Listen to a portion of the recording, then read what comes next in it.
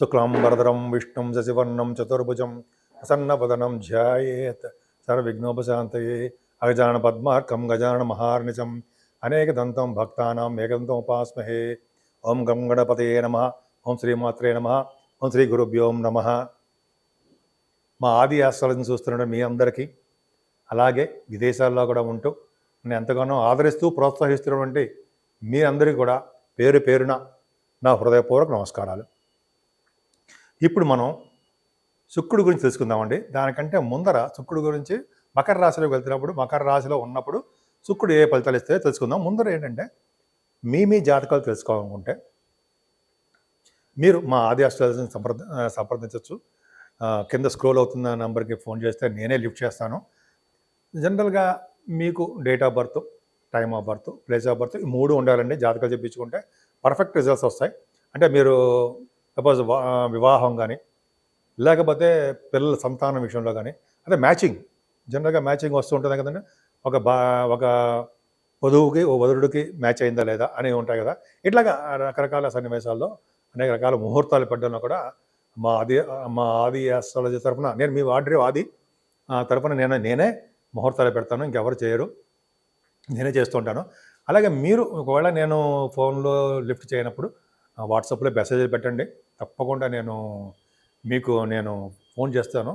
Phone చేసి మీకు ఏం కావాలి అనేది నేను అడిగి పరిష్కార మార్గాలు అన్నీ కూడా తప్పకుండా విడమరిచి మొత్తం జాతకం మొత్తం చెప్పడం జరుగుతుంది. మీకు ఏమైనా చెప్పించుకోదలుచుకుంటే మా ఆది ఆస్ట్రాలజీని, నన్ను ఆదిని సంప్రదించండి. తప్పకుండా పరిష్కార మార్గాలు చెప్తాను. ఇప్పుడు మనం యాక్చువల్గా శుక్రుడు అనేవాడు ధనుర్రాశిలోంచి మనకి మకర రాశిలోకి ప్రవేశిస్తున్నాడు. ఎప్పటి వరకు ఉంటాడంటే 28వ తారీఖు వరకు కూడా మకర రాశిలోనే ఉంటాడు శుక్రుడి ప్రభావం. ఇంతకుముందు 16వ తారీఖునే డిసెంబర్ 16 కూడా, డిసెంబర్ 16 కదగానే కన్యా రాశిలోకి ధనురాశిలో శుక్రుడు ఉన్నాడు. శుక్రుడు అది శత్రుక్షేత్రం కాబట్టి అందరికీ కూడా శుభ ఫలితాలు తక్కువ ఇచ్చేవాడు. మామూలు ఫలితాలు మాత్రం, చెడు ఫలితాలు మాత్రం ఉండేవి. శుభ ఫలితాలు అంత ఎక్కువ ఉండవు. కానీ మిత్రక్షేత్రమైనటువంటి మకర రాశిలోకి, శని క్షేత్రం కదా, మకర రాశిలోకి మిత్రుడు అవుతాడు కదా శని శుక్రుడికి. అలాగా ఆ రాశిలో ప్రవేశించడం వలన 12 రాశుల వాళ్ళకి ఎలా ఉండబోతోంది అని తెలుసుకుందాం. ఈ శుక్రుడు ప్రభావం ఎప్పుడు 28 అంటే జనరల్గా 2వ తారీఖు డిసెంబర్ నుంచి 28వ తారీఖు డిసెంబర్ వరకు 26 రోజుల పాటు మకర రాశిలో ఉంటాడు శుక్రుడు. 12 రాశుల వాళ్ళకి ఏ ప్రభావం ఉంటుంది, ఎలా ఉండబోతోంది, ఆయన ఇచ్చే ఫలితాలు ఎలా ఉంటాయో తెలుసుకుందామండి.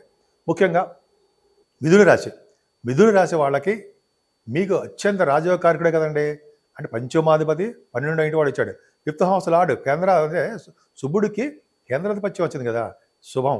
అంటే యాక్చువల్గా ఆయన ఎక్కడున్నాడు? అష్టమంలో ఉన్నాడు. అష్టమంలో ఉంటే మంచిదా అండి? మంచిది కాదండి. అంటే 12th హౌస్ లార్డ్గా ఆయన అష్టమంలో ఉన్నాడంటే విదేశ పర్యటన చేస్తూ ఉంటాడు, ధనయోగాన్ని కలిగిస్తూ ఉంటాడు. ముఖ్యంగా మీకు ఆయన పంచమాధిపతి అయ్యాడు. అంటే పంచమాధిపతి అవడం వల్ల మీ సంతానం విషయంలో కొద్దిగా ప్రాబ్లమ్స్ క్రియేట్ చేస్తూ ఉంటాడండి. ముఖ్యంగా ఆడ సంతానం లేడీస్ ఉంటారు కదా, వాళ్ళకి కొద్దిగా ప్రాబ్లమ్స్ రావడానికి అవకాశం ఉంటుంది. సంతానం అంటే మగవాళ్ళు కూడా అవ్వచ్చు, ప్రాబ్లమ్స్ ఉంటాయి. అంతేకాకుండా ఈ పంచమాధిపతి అవడం వల్ల సినిమా రంగంలో ఉన్న వాళ్ళు కూడా కొద్దిగా ప్రాబ్లమ్స్ అంటే, మీరు సినిమా రంగంలో ఉంటే టెలివిజన్ రంగంలో కానీ, సినిమా రంగంలో కానీ, ఎక్కడైనా ఏ ఫీల్డ్లో ఉన్నా సరే దాంట్లో మీకు డెవలప్మెంట్స్ తక్కువగా ఉంటాయి. మీకు ఆపర్చునిటీస్ రావు, పైగా ఖర్చులు అధికంగా ఉంటాయి. అసలు ఆ శుక్రుడు ఎక్కడ ఉన్నాడు? అష్టమంలో ఉండిపోయాడు. అష్టమంలో ఉన్నాడంటే సంపదలు ఇస్తాడు, మంచి డ్రెస్సెస్ ఇస్తాడు, ఆరోగ్యంగా కూడా ఉండేది చేస్తుంటాడు. కానీ ఎందుకు అంటున్నారంటే, శుక్రుడు అష్టమంలో ఉన్నప్పుడు కొద్దిగా ఇబ్బంది కలుగుతుంటాయి. ఎందుకంటే శుక్రుడు అష్టమంలో ఉన్నాడంటే మీరు ఆలోచనల ధోరణి మారిపోతూ ఉంటుంది. చెడు ఆలోచనలు రావడానికి అవకాశాలు కొంతమందికి వాళ్ళ జాతకాలు రీత్యా మాత్రమే ఉన్నాయి. భయపడాల్సిన అవసరం లేదు. పైగా శుక్రుడికి గురుదృష్టి కూడా ఉంది కాబట్టి అష్టమాధిపతి దోషం లేకుండా ఎటువంటి ప్రాబ్లమ్స్ ఉన్నా సరే, మీకు హెల్త్ ప్రాబ్లమ్స్ ఉన్నా సరే వాటి నుంచి త్వరగా బయటపడిపోతారండి. శుక్రుడు అష్టమంలో ఉన్నప్పటికీ మీరు భయపడాల్సిన అవసరం లేదు. మిథున రాశి వాళ్ళకి, మిథున లగ్నం కాదు, మిథున రాశి వాళ్ళకే ప్రాబ్లం ఏం లేదు. శుక్రుడు రాజయోగకారకుడు, కానీ 12th హౌస్ లార్డ్ ఖర్చులు అధికంగా ఇస్తాడండి. అంతేకాకుండా 12వ ఇంటి వాడిగా 8వ ఇంట్లో ఉంటే మరి రాజయోగాన్ని ఇవ్వాలి కదా, ఇస్తాడు కూడా. ఇవ్వడమే కాకుండా మీకేంటం చేస్తాడంటే కొద్దిగా ముందుకు దూసుకుపోయే తత్వాన్ని మీకు ఇవ్వడండి. స్లోగా వెళ్తారు మీరు, కానీ విజయం సాధిస్తారు. అష్టమ శుక్రుడు మంచి ఆనందంగా ఉండడానికి మాత్రం చేయడు. సినిమా రంగంలో కానీ ఏ రంగంలో ఉన్నా సరే మీకు అది అభివృద్ధికరంగా మాత్రం ఉండదు. అభివృద్ధికరంగా మాత్రమే ఉంటుంది, డెవలప్మెంట్స్ తక్కువగా ఉంటాయి. ఏదైనా శుక్రుడు అష్టమ స్థానంలో మంచిది కాదు. కాబట్టి మీరు అమ్మవారి పూజలు నిరంతరం చేసుకున్నా, చండీ హోమం చేసుకున్నా, కుంకుమ పూజ చేసుకున్నా, నేను చివరిలో చెప్తాను రెమెడీస్, ఇవన్నీ కూడా అద్భుతమైన ఫలితాలు ఇవ్వడంలో ముందంజలో ఉంటారండి. శుక్రుడు అమ్మవారిని నిరంతరము మీరు పూజిస్తూనే ఉండాలి. ఇప్పుడు శుక్రుడు మారడం వల్ల అండి 12 రాసుల వాళ్ళకి శుక్ర ప్రభావం ఉంది కదా, చెప్పాను కదా. మరి రెమెడీస్ మరి ఏం చేయాలి? మేము ఆల్రెడీ చెప్పాను, కానీ ఇంకా ఏం చేయాలి, ఇంకా ఏం చేస్తే బాగుంటుంది అని అనుకుంటే, మన ఇంట్లో చేసేది ఏముంది పోనీ అనుకుంటే, జనరల్గా అండి అమ్మవారికి లలితా సహస్రనామాలు అంటే బాగా ఇష్టం. అమ్మవారిని లలితా సహస్రనామాలతో పూజించిన ఓం ఐం హ్రీం శ్రీం క్లీం శ్రీమాత్రే నమః, ఓం ఐం హ్రీం శ్రీం క్లీం శ్రీమాత్రే నమః, ఓం ఐం హ్రీం శ్రీం క్లీం శ్రీమాత్రే నమః అని అమ్మవారిని బీజాక్షరాలతో పూజించిన అద్భుతమైన ఫలితాలు ఉంటాయి. అమ్మవారిని ఇంట్లో పూజించుకోవడం వల్ల. సరే, మనం టెంపుల్స్కి వెళ్తామండి. అమ్మవారి టెంపుల్స్కి ఎక్కడికి వెళ్ళినానండి, మంగళవారం పూట, అంటే మంగళవారం అమ్మవారిని పూజించడం వల్ల నిమ్మకాయలతో అంటాం కదా, నిమ్మకాయలు తిప్పి మనం దీపాలు వెలిగిస్తాం కదా, రాహుకాల పూజలు అంటాం కదా, అది చేసుకున్నా. శుక్రవారం కూడా అమ్మవారికి చాలా ఇష్టం అండి. అమ్మవారి పవర్ అంటే బెజవాడ కనకదుర్గ అమ్మవారు ఇంకా పవర్ఫుల్. అలాగే మీకు దగ్గరలో ఉన్న ఏ అమ్మవారైనా సరే, కనకదుర్గ అమ్మవారైనా సరే, ఎక్కడైనా ఏ గ్రామ దేవత అయినా సరే అమ్మవారిని పూజించడం విశేషం. అలాగే సంతోషమాత అమ్మవారిని పూజిస్తే సకల శుభాలు కలుగుతాయి అమ్మవారు కదా. అలాగే ఆ అమ్మవారికి కనకదుర్గ అమ్మవారైనా సరే ఎవరైనా సరే ముఖ్యంగా కుంకుమ పూజ చేయించాలండి. కుంకుమ పూజ ఎరుపు అంటే ఆవిడకి ఇష్టం, దోషాలు పోగొడతారు. అలా ఎటువంటి గ్రహ దోషాలు ఉన్నా అమ్మవారి కుంకుమ పూజ చేయించుకుంటే పర్ఫెక్ట్గా గ్రహ దోషాలు పోతాయి. ఎందుకంటే అమ్మవారి యొక్క ఆధీనంలోనే ఈ గ్రహాలన్నీ ఉంటాయని చెప్పి మన శాస్త్రాలు ఉన్నాయి కదా, మనం చదువుకున్నాం, మనం విన్నాం కూడా. అవును, సరే, అది ఒకటి. అంతే కదా, కొంతమంది మనం ఈ చండీ హోమాలను చేయిస్తుంటారండి. చండీ హోమాలు కూడా చేయించుకుని చాలా మంచిది. ఎందుకంటే అందులోనే నవగ్రహాలకి కూడా వాళ్ళు ఆవాహన చేస్తూ ఉంటారు పూజలు, హోమాలు. అంటే చండీ హోమంలోనే ఈ చండీ నవగ్రహాల యొక్క ఇది ఉంటుంది.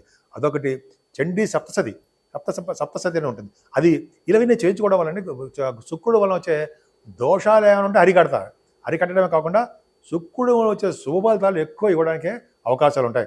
ఆవిడ ఎటువంటి యాక్సిడెంట్స్ కాకుండా, ఎటువంటి చెడు దృష్టి మనమే పడకుండా, ఎటువంటి ప్రాబ్లమ్స్ లేకుండా సదా రక్షగా అమ్మవారు మనల్ని కంటికి రెప్పలా కాపాడుతారనడంలో సందేహం లేదండి. ఈ 12 రాసుల వాళ్ళు ఆచరించదగ్గ పనులు ఇవే, అమ్మవారి యొక్క పూజలే. సో ఈ విధంగా అమ్మవారిని ఎంత ఆరాధిస్తే అంత ఓం శ్రీమాత్రే నమః, ఓం శ్రీమాత్రే నమః, ఓం శ్రీమాత్రే నమః అనుకోవచ్చు. బీజాక్షరాలు మనం చెప్పలేకపోయినా 108 సార్లు మన ఇంట్లో అమ్మవారిని పూజించడం వల్ల ఓం శ్రీమాత్రే నమః అనే మంత్రం కానీ, అష్టోత్తరాలు, దుర్గా అష్టోత్తరం కానీ, మీకు ఏదైనా అష్టోత్తరాలు వస్తే అవి కానీ చేసుకుంటే సినిమా రంగంలో కాదు, చదువులో కాదు, పెళ్ళిళ్ళు కాదు, ఏదైనా సరే మీకు అమ్మవారు చక్కగా తీర్చిదిద్దుతారు. అన్ని రంగాల్లోనూ వృద్ధి కలిగించేటే చేస్తారు. శుక్రుడు ప్రభావం అలా ఉంటుందన్నమాట.